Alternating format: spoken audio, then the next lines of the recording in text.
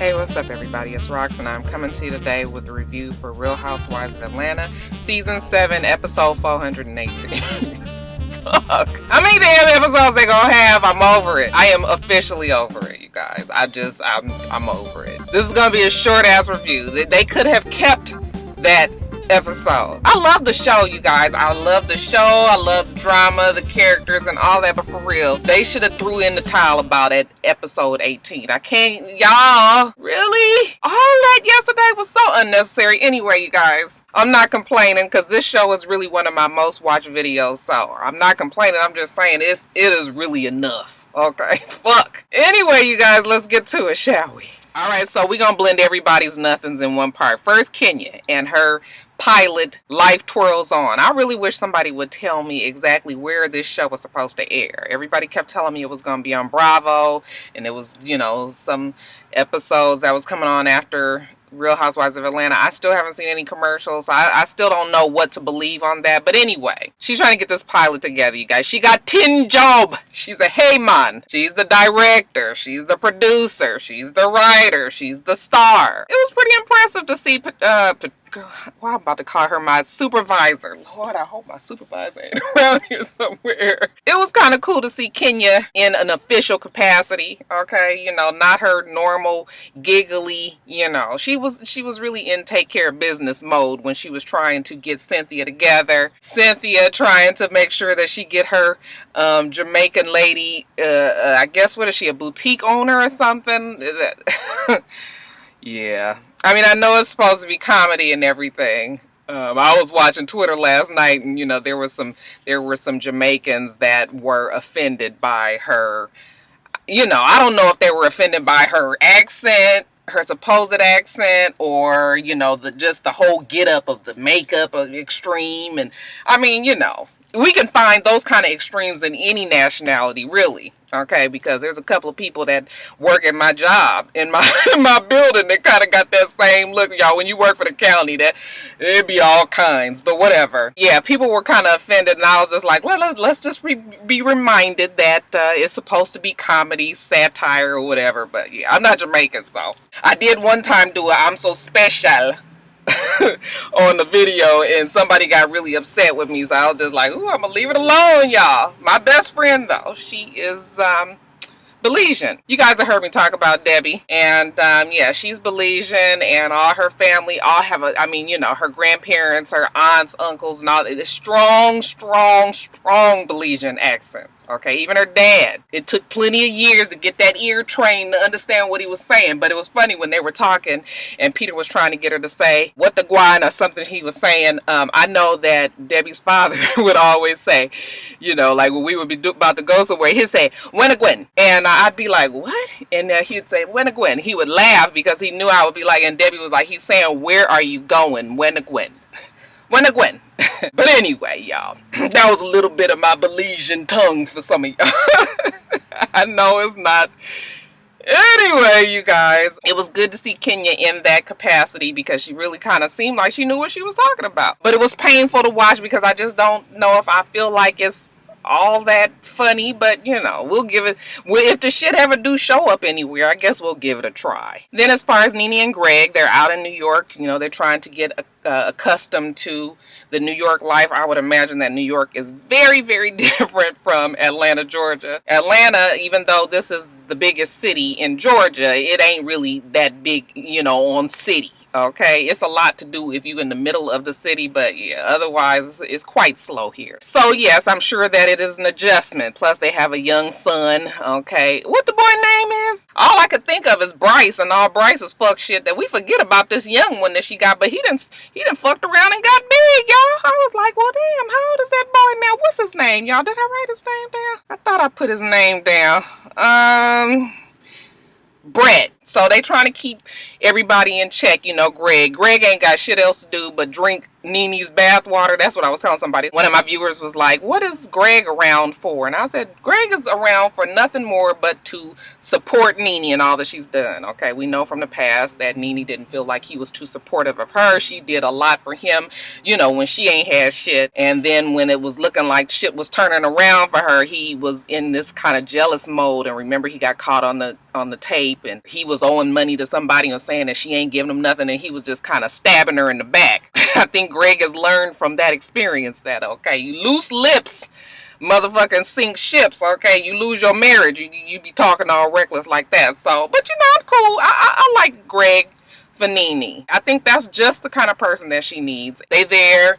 He's trying to lay down the law, telling Brett what he can and can't do. And yeah, that's pretty much it. They're in some historical place. Sardi's, I think, is the name of it. It's a legendary place. It's supposed to be where all the actors go after they finish on their work on Broadway. So Nene, I guess if you go there and you see Nene's picture on the wall, somebody take a picture of it and put it on IG and tag me so I can see it. And then as far as Candy is trying to get her outfit together because she has a hot date with Todd, okay? Kwame, is that his name? I think it's Kwame. Kwame and Calm. They go over to the house because they're helping her get her outfit together. I think Kwame is actually her stylist. Kwame pull out all these fucking dresses that look like she gonna be itching for like 15 minutes. Y'all know y'all take off them tight ass clothes. Oh, they be feeling so good when you just be scratching and scratching and scratching. I was just like, look, I can relate with Candy. I am one of those ones who like to wear her clothes pretty close to the body. My friends would always say that. They'd be like, Roxanne, now you know that fucking jacket is fitting you a little too young. Okay, bitch, we need to take it up to the next. The fucking buttons be screaming. It's like shit just be pulling apart like this. I do like to wear clothes tight. That goddamn Candy, though, them fucking clothes be tight as shit. If she's so juicy, the big ass titties is jubulous and you know her butt. I was like, oh, that's a whole lot of woman getting fucking stuffed up in them damn dresses. He pulls out a bunch of dresses that's only Candy can wear, and one is leopard, because you know old bitches, we loves us some leopard. She goes and puts the dress on. It's one of those dresses that has like a peekaboo opening right here. So her boobs is like pushed to right there. And then, the dress is open right here. She comes out, she's just like, oh, I like this.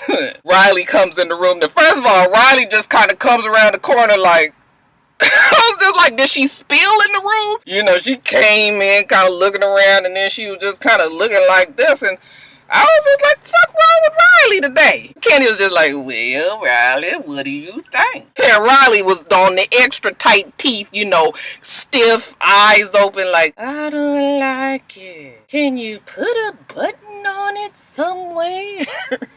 Riley wasn't quite ready for the camera that day, but later on she goes and meets Todd for dinner. Todd just got back from LA. He's working out in LA on his show. It's a show with Countess and them Hollywood Divas. I guess the show is wrapped. So he comes straight from the airport. She meets him at dinner. She got on her extra tight leopard print dress. Todd is, Todd got his conch going. His shit is growed out. He got some kind of process, some little bit of juice and berries up here. He got his grown man beard. He looks good. I just wish he would just cut it down a little bit. But, I like Todd. Todd is always, real well put together. He's manicured. He's probably quite the, what do they call it? What is it that they call the men? What is it? What is it when the man, they get their nails and feet done and shit, manicure, pedicure, they always groomed well. And what's the word, y'all? Y'all think of it, put it down there. If I think of it first, I'll put it on the screen. She meets him out. He says, oh, you looking good. And then he lets her know that the show has been renewed. And she was just like, that is a great thing.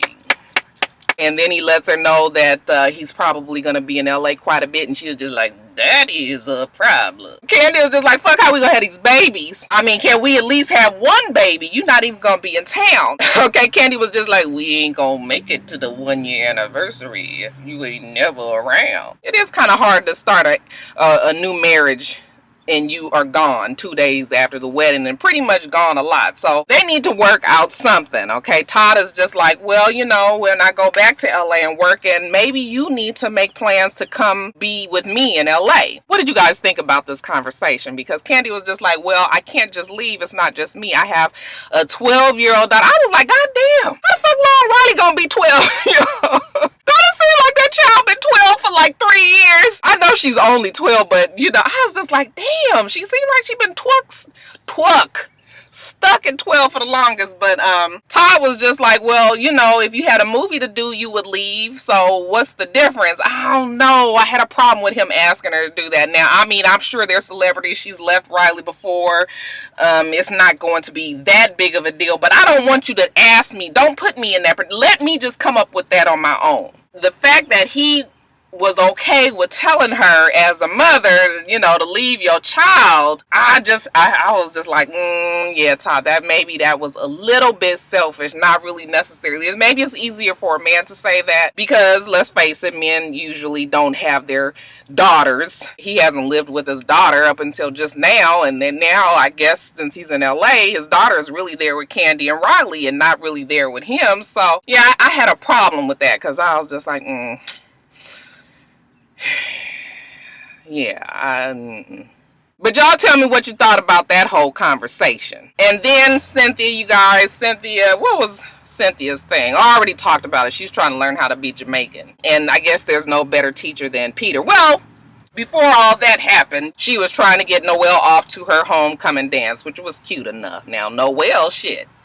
Looked like Noelle done sped up and got how old is Noelle? Like, there wasn't that big of an age difference between Noelle and Riley. While Riley seemed like she'd been 12 for the longest, Noelle looked like she done jumped up to like 16, 17. I know she's not that old because I know she's not older than my son. I guess she must be somewhere between 14 and 15, but she turned out to be a beautiful girl, didn't she? Yeah, she always was a cute girl. Riley's cute too, y'all. Don't get down there and get to comparing these kids, okay? Noelle's going on to the homecoming dance. Okay, so they're trying to get her dressed together, her and Kenya, and helping her with modeling tips, how to enter a room, how to command a room, how to work a room. Ain't nothing there, y'all. Let's get to this damn thing that Phaedra was doing. Now, Phaedra's new thing is because she's so concerned about the well-being of her two boys that she really wants to reach out and, be some sort of mentor for boys, or at least be some sort of go-between that the boys can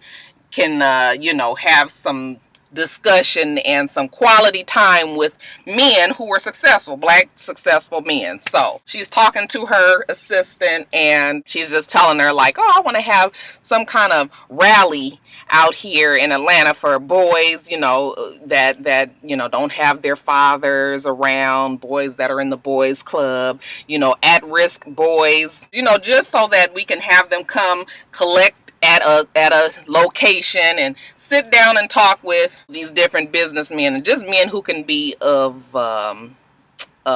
inspiration. She makes a couple of calls and whoever she talked to on the phone is just like, okay, we gonna make it happen. Phaedra invites all the ladies out and all the ladies agree that they will come, with the exception of Candy. Okay, because Candy and Todd are meeting with a fertility doctor to try to get this baby on the road. And I was just like, girl, if you ain't never wasted some money, that you is wasting it there.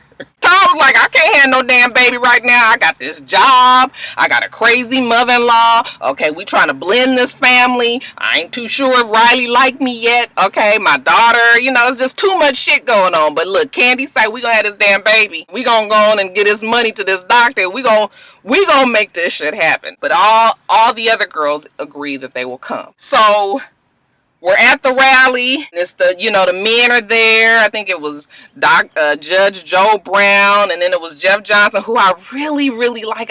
You guys, I admire Jeff Johnson. I listen to him a lot, and I just really like him. He makes a lot of good sense. But anyway, there's all these men there, and they're talking. I think I might have a little slight crush on old Jeff. But like I was saying, the guys are all talking. What about when that goddamn Peter, he get on the mic, and that Peter, Peter always got to command some sort of attention. Fuck, Peter was there at risk with the rest of the damn boys. Like, nigga, will you sit there and listen to what the damn these successful men got to say? I'm not trying to say that these boys don't let me not have my Jamaican accent. He was like, I'm not trying to say that these boys don't know nothing, but they don't have the experience. They're not exposed to as much. And I'm thinking to myself like, What are you talking about? Like, that was, they just threw that in. It was so out of, like, I didn't know what he was meaning. Experience or what? I mean, if these are city boys, they got enough experience. If they live in the city in Atlanta, honey, it's some super hood ass areas in Atlanta. So I don't know what he meant by that, but you know, Phaedra was just like, I ain't told that nigga to get up there and say shit. Fuck, he got to come up here talking. Like I said, sit your ass there and learn something too. While they're having the rally, Phaedra asked the girls to all be servers. Okay, now you already know that this is, I was like, okay, now how's this gonna go? So we got Claudia, Portia, Cynthia. Kenya is on her way. She's, you know, she's working on her pilot. Nene shows up, and Nene, now I will admit, Nene was really not in the mood. Okay, she did have some sort of chip on her shoulder, but you know, gosh, I wish people just would remember why people act the way that they act. I mean, Nene was feeling attacked at the damn thing with the psychologist when they had their counseling session. Whether or not it was warranted, whether or not it was true that they were attacking her, that's the reason that she was the way that she was. Okay, not saying it was right or wrong. I'm just saying that's why she was the way she was. Okay, but she was like, I came here for Phaedra. I'm going back to New York as soon as I finish this. I ain't got time for no shit. What I would have liked to have seen to happen was them get there, everybody put their black gloves on, the fucking aprons, and serve the goddamn food. You would think that that would be easy enough, right? Okay, well, no, that's not how it goes. They are serving the food. They have Claudia down on one end, Nene on this other end. For whatever reason, I don't know what the fuck is wrong with Claudia, but Claudia just kind of takes it upon herself to really confront Nene about what happened at, you know, the doctor. What's the doctor's name? Is it Dr. Jeff?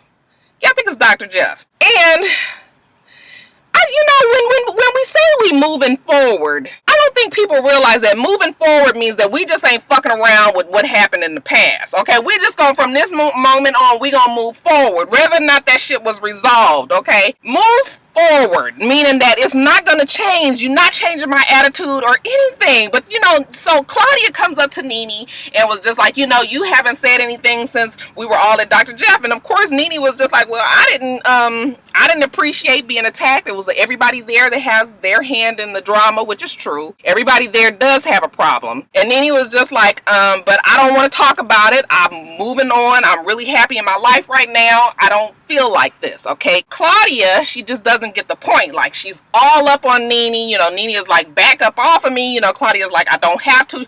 Very, very confrontational. There's a time and a place for everything. You're at a event where we're supposed to be talking about uplifting and empowering black men in the community, okay, and cutting out the negatives and stopping all the foolishness and all of that. And then you got these two bitches in the back, you know, fighting. It really is Claudia that brings it up. I mean, you know how Nene is gonna be. This was the moment to just kind of just chill out. If you was gonna do all of that, wait until the shit was over. I understand it's a TV show, we got to keep the drama going or whatever, but yeah, I'm just really, really tired when it's unnecessary. I mean, I think everybody can agree, even if you like Claudia, that shit was just unnecessary last night. Okay, Phaedra and Portia out there trying to serve the food, and you notice they put the cutest ones out there on that floor. It's like, make sure you put Portia out there, because she probably was in her whole little Marilyn Monroe, like, oh, did you want some chicken? This bun is so good. I tasted it in the back. Anyway, they out there serving, and they all in the back arguing. Okay, so Nene, she was just like, look, I ain't got time for this. I am leaving. Phaedra was trying to keep her from leaving. Portia was trying to keep her from leaving. It was cool that Kenya wasn't even there. I was glad that Kenya came in right as it was walking out, so there was no way that we can, you know, involve Kenya in that foolishness and say that Kenya was the reason that did this, that, and the other. Kenya was just like, what the fuck is going on? Wait a minute. You know, like, I just got here. But yeah, I'm over Claudia. It's like, girl, I'm tired of it. But I know it is. What I'm tired of is manufactured drama. If it's gonna be drama, it's gonna be drama. But if you're gonna bring shit up just for the fact of trying to create more, you know, create more drama, that's when I get tired. Very, very obvious that that's what it was. Everybody last night on Twitter was just like, oh, Nene, you know, she just like how Kim is when the heat comes on and she leaves the room. How about you be fucking tired of arguing with people all the goddamn time? How about every time you sit down with somebody, you know that it's gonna be some shit? And I mean this with anybody. When Phaedra walks out the room, when Nene walks out the room, I'm tired of this. If we tired of seeing it on TV, don't you think that the people that are experiencing it are tired of it? What the fuck? We just gonna sit here and argue, then you guys still gonna blame me for it anyway. I might as well leave. I think that's what it is. I'm tired of it. I'm tired of it. I'm tired of it. Are you tired of it? All right, you guys, let me get off of here. I gotta run to H&M and return a shirt and then get on back to work. You guys remember to rate, comment, and subscribe to the channel. I'm itsrox. The channel is for itsrox, and everything else I do will be in the bottom bar. Also, if you want information about the blackout, that will be in the bottom. That will be in the bottom bar as well. All right. So I hope that you have a wonderful, wonderful rest of your day, and I plan on doing the same. Until next time, Roxstars. Bye.